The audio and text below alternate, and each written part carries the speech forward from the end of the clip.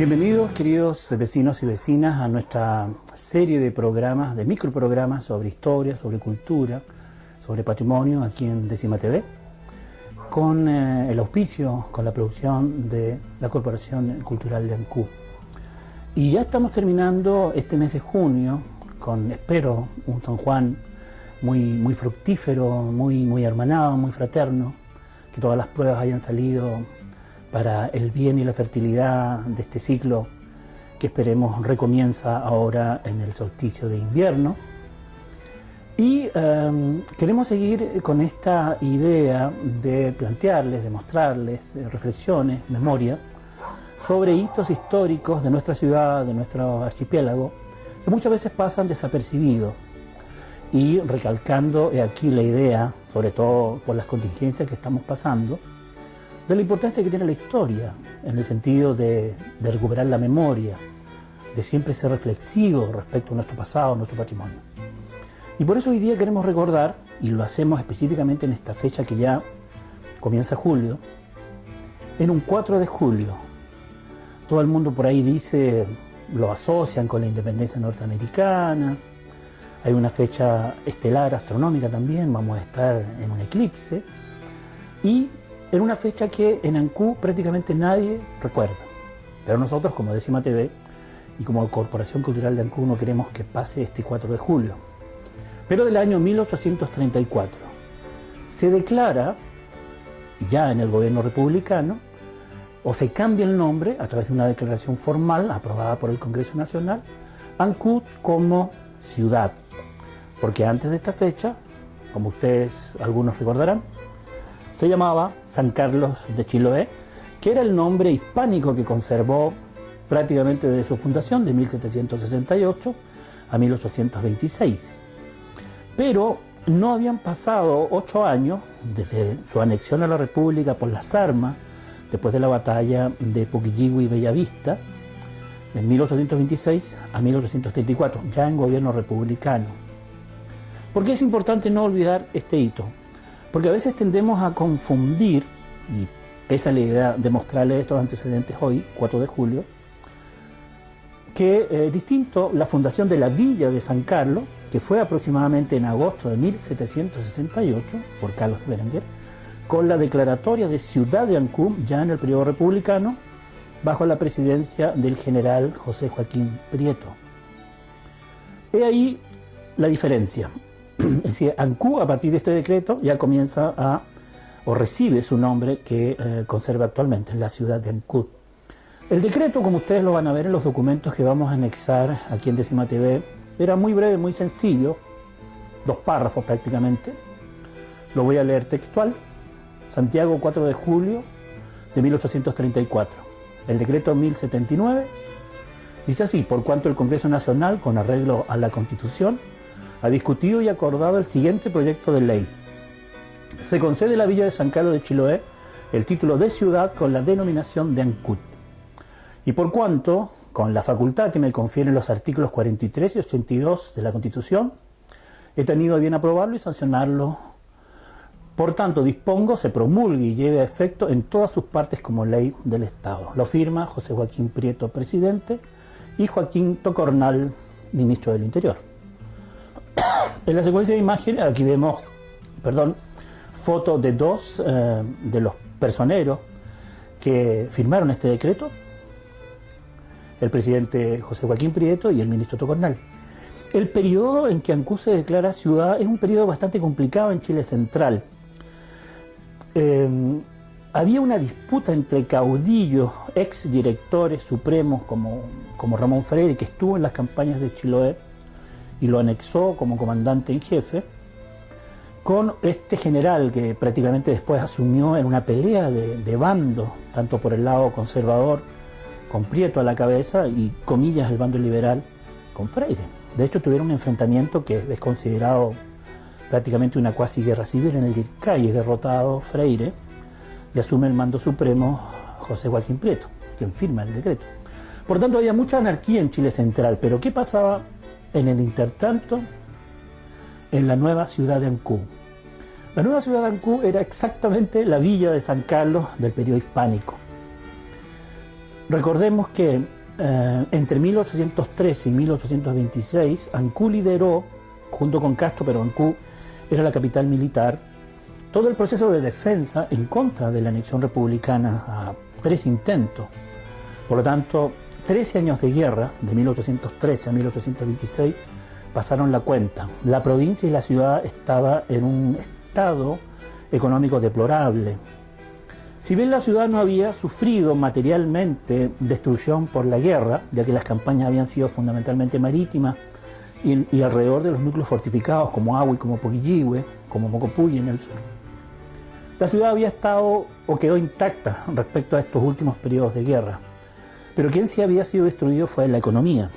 Recordemos que hasta 1824, cuando cae el Perú, Chiloé era el principal exportador de materias primas como las maderas nobles de calidad y los jamones que habíamos mencionado en otros microprogramas. Cae el Perú y cae, por supuesto, el principal y único mercado que tenía Ancú y Chiloé, que era el puerto del Callao y Lima en el Perú. Por lo tanto, la economía, más todas las sangrías de guerra, hacen que la ciudad y la provincia prácticamente haya tenido que subsistir todos esos años, hasta 1834, en una condición de autosuficiencia. Mariscos, pescados y papa era el alimento básico. Los otros productos que se traían del Perú comenzaron a escasear. Por lo tanto, si la población no pasó hambre, sí bastante estrecheces, digámoslo así, del punto de vista que la economía no tenía ninguna otra entrada ni salida por la caída del Perú. Chile central prácticamente abandonó a la provincia. Si bien la ciudad retomó o tuvo formalmente el título de tal, la ciudad era idéntica a cómo quedó en el periodo hispánico. Ustedes van a ver enseguida un precioso grabado, un dibujo, que hizo un historiador y naturalista muy famoso, avecindado en Chile, Claudio Gué, de origen francés, donde podemos ver la plaza, la preciosa plaza de Ancú. Ya vamos a hablar de Ancú porque coincidió el viaje de Claudio Gué con la declaratoria de ciudad, y podemos ver que la ciudad estaba intacta después de la guerra, construcciones de mucho volumen, todas de madera, en un cuadrado, con corredores amplios, techos con mucho ángulo, producto obvio de las precipitaciones. La ciudad era ordenada, era limpia, pero muy campesina, muy bucólica. Otra notable coincidencia con el año en que Ancú es declarada ciudad, 1834, es que llega al puerto la famosa expedición de Charles Darwin, de Carlos Darwin, con 2 naves inglesas, la Beagle y la Adventure. Coincide precisamente con el año en que se decreta su nombre como ciudad. Darwin, que venía en este viaje, llegó a finales de 1834, no es tan abundante en detalles de las características de la ciudad como sí son los capitanes ingleses Parker King y Fitzroy. Hablan de una ciudad limpia, muy aireada, muy cenicienta por las maderas que eran características. Estamos hablando de las tejuelas de Aleas y ciprés que cubrían la mayor parte de la superficie de las casas de la ciudad. Y todo lo refieren así, una ciudad limpia, aireada, y que se parece en algunos lugares del sur de Inglaterra. Hablan los capitanes, no habla con tanto detalle Darwin, pero que sí estuvo fundamentalmente acompañado de un excelente dibujante que ustedes van a ver en estas imágenes, que se llamaba Conrad Martens, de padre austriaco pero de origen inglés, que fue el dibujante del barco que nos permite ver las recreaciones de cómo era la ciudad y sus alrededores en el periodo de la declaratoria de ciudad, 1834. Estas imágenes las hemos podido lograr gracias a la gentileza de la biblioteca de la Universidad de Cambridge en Inglaterra, donde están guardados los originales de este excelente dibujante Conrad Martens, que vamos a mostrar a continuación, que nos permiten ver cómo era la ciudad y sus alrededores en este periodo. Como les decía, la ciudad estaba viviendo en una autosuficiencia, había caído la economía de exportación, por lo tanto las familias se dedicaban fundamentalmente a la pesca, a la agricultura, como método básico de subsistencia. Posterior a 1834, hacia 1843, antes que se armara la goleta Ancú, la ciudad comenzó a recuperar de nuevo su actividad portuaria, ya que Chiloé era el punto obligado de recalada para toda la navegación que venía desde o hacia el estrecho de Magallanes vía Cabo de Hornos también.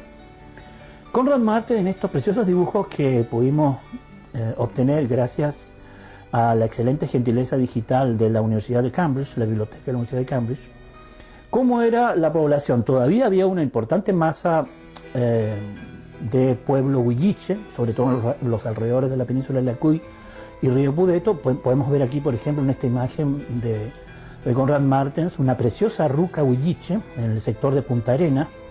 Nótense, por ejemplo, el detalle de la techumbre, techado en junco, con dos aperturas superiores para la salida y ventilación del humo. Característica de la ruca mapuche huilliche que sí existió en Chiloé hasta finales y principios del siglo XIX. Los caseríos en alrededor de Ancú eran todos de pequeñas dimensiones, núcleos familiares, como lo podemos ver en las imágenes, dispersos en toda la zona colindante a la ciudad.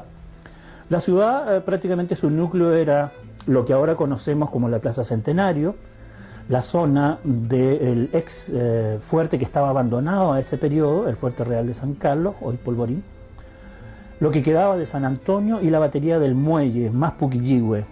El resto era el puerto, con uno que otro barco que recalaba, y la gente, como lo ven en las imágenes, viviendo de la pesca y de la marisca. Las comunidades huilliches vivían en los alrededores, fundamentalmente en la zona de la península de Lacuy y el estuario del Pudeto, y comerciaban, o más bien intercambiaban o truequeaban, porque era muy escaso también el metálico, con pequeños comerciantes de otros productos en Ancud, en ese periodo. Y como ven ustedes en las imágenes de Conrad Martin, la gente vivía a la manera tradicional, volvía a roturar sus campos, nuevamente a la pesca, y la marisca eran los pilares fundamentales de su autosubsistencia. Aquí vemos una de las imágenes, unos dibujos que hizo el capitán Parker King de la otra nave que vino con la Beagle, la Adventure, donde podemos ver donde él muestra a una pareja de chilotes sembrando con la antigua técnica del sembrado a luma o del arado a luma. Es muy interesante este dibujo. Muestra nuevamente que los chilotes, después de la guerra, en ese periodo del año 1834, volvieron a sus campos, porque muchos de los milicianos que participaron en la guerra eran campesinos, no eran soldados profesionales. Aquí hay una hermosa acuarela en colores, dibujada por Martens, de la zona de la península de Lacuy, particularmente en Punta Arenas. Es un detalle muy bonito, donde se puede ver que aún el bosque nativo era mayoritario, unos pequeños roces donde se instalaban las rucas de la familia. Martin también nos muestra cómo era la vida dentro de las casas, tanto de la población hispano-chilota como huilliche. Aquí vemos un lindo dibujo de Martens, de una chilota trabajando o tejiendo en un quelgo horizontal. También es de Martens. Miren el nivel de detalle, se puede apreciar todos los ornamentos que existían y ya la tradición maravillosa del quelgo horizontal huilliche, que trabajaba las mujeres fundamentalmente en ese precioso arte textil. Aquí podemos ver otro dibujo. Martens era no solamente un dibujante excelente, sino muy detallista. Sabemos el nombre incluso de esta dama, la señora María Antonia, el dibujo de 1884, hilando en uso. Conrad nos dio hasta el nombre de esta dama, que era un poco la forma igual de llevar la vida en ese momento. Era fundamentalmente el trabajo textil de las mujeres, porque era la única ropa que se podía lograr, ya que, como les repito, todo el comercio con Lima se cortó y con Chile Central prácticamente era nulo. Aquí vemos otro dibujo muy lindo, muy detallado de Conrad Martens. Nuevamente tenemos los nombres. Martens habla de don Manuel y la señora María Mercedes, también de 1834, al interior de su casa chilota. Y aunque está en blanco y negro, él detalla que el poncho es negro y los colores preferidos son el azul añil, de muy buena factura, descalzos, como era la tradición de los campesinos chilotes de esa época. Martens habla precisamente que la gente no vivía en la extrema pobreza, pero sí en una pobreza abrigada, y que los alimentos de mar y la papa no faltaban, la base de su sustento. Aquí hay un dibujo muy interesante, ya que la Beagle y la Adventure estuvieron fondeados a la cuadra de entre Punta Balcacura y Punta Arena. Y nos da un dato interesante también Martens, que Balcacura toponímicamente no se escribió de esa manera o no se narraba de esa manera. Él habla de Dalcacura, es decir, canoas en las piedras. Otra variante toponímica interesante que nos entrega la expedición de la Beagle. Aquí seguimos con las imágenes que nos proporcionó la biblioteca de la Universidad de Cambridge, del dibujante, compañero y amigo de Darwin, Conrad Martens, donde podemos ver una calle de Ancud en 1834, cerca del muelle, más o menos donde estaría ahora la plazoleta Goleta-Ancud aproximadamente. Pueden ver ustedes que las casas son de gran volumen, un balcón en un segundo piso, de un diseño de mucha abundancia en madera, angulosas también por razones obvias, la gran lluvia. Pero se ve, como decía Martens, Fitzroy y Parker King, una ciudad limpia, aireada y completamente edificada en madera con construcciones continuas de gran volumen. Avanzando un poquitito, después de ver lo de Martens y esta recreación que hizo él de muy buena calidad de su viaje con Darwin en Ancud, 1834, tenemos una foto un poquitito posterior, pero también del sector Poeto Bajo. Ven ustedes, la foto la tomó el capitán Roberto Maldonado, un excelente hidrógrafo ancuditano. Prácticamente el sector de Poeto Bajo estaba despoblado. Sí sabemos que había poblamiento huilliche en los alrededores, sobre todo en la zona de Caipulli, Río Huillinco, en esa zona, Pupel de Bajo. Pero el barrio, propiamente tal, que conocemos hoy como Poeto Bajo, estaba despoblado. Foto del capitán Roberto Maldonado Coloma. Aquí vemos también una foto del capitán Maldonado, donde sí corrobora el hecho. Si bien estaba minorada la actividad portuaria de la ciudad en el año de su declaración, 1834, llegaban permanentemente barcos, vapores, veleros, bergantines, que venían a descansar, a abastecerse de agua, de alimentos frescos. Todavía se podían conseguir los famosos jamones de Ancud y de Chiloé para seguir su ruta hacia el océano o hacia el norte. Y estaban a la gira, algunos fondeados, ahí podemos ver detalles incluso de vapores ya un poquitito más modernos. Pero Ancud seguía siendo, y esa fue tal vez su salvación después de la anexión, ya que Chile central prácticamente lo abandonó. La declaratoria de ciudad no conllevó ningún otro decreto de beneficio para la comunidad, salvo el de considerarlo ciudad. Pero los barcos seguían llegando y ahí se generaba un pequeño intercambio de compra y venta de productos que la isla aún tenía y era parte del sostén, y ayudó a que Ancud no sucumbiera y pudiera recuperar posteriormente su envergadura como ciudad-puerto transoceánica austral. Otra foto muy interesante de Conrad Martens, de la parte alta de la ciudad, que ahora correspondería a la Plaza Centenario, una capilla de una iglesia con torre franciscana que ya no existe, estamos hablando de 1834. Gracias a la pericia podemos ver los cerros del El Buncurá y Pauldeo, absolutamente cubiertos de bosques, y fíjense en la parte central el detalle de la zona portuaria, que se conservaba intacta, porque como les repito, en 1884 no había sido dañada por la guerra. Ese es el hito que hoy queremos recordar, porque no se nos puede pasar este 4 de julio de 1834, cuando se cumplen 185 años de declaratoria de la ciudad de Ancud, ex San Carlos de Chiloé, como ciudad, bajo la administración ya republicana de JJ Prieto, el general. Y lo más importante es que ojalá de aquí en adelante, gracias al espacio que nos da Décima TV y a la producción de la Corporación Cultural de Ancud, este hito lo conmemoremos junto o adicionalmente al que ya se desarrolla en agosto 20, porque son dos hitos que tienen que ver con la evolución urbana de Ancud en periodos muy interesantes que no se nos pueden olvidar. Esa es la razón de traerlo hoy día, el 4 de julio de 1834, cumplimos 185 años pasándonos a llamar Ciudad de Ancud. Así que no olvidar. Muchísimas gracias de parte de Décima TV y la Corporación Cultural de Ancud, y nos vemos muy pronto. Muchas gracias.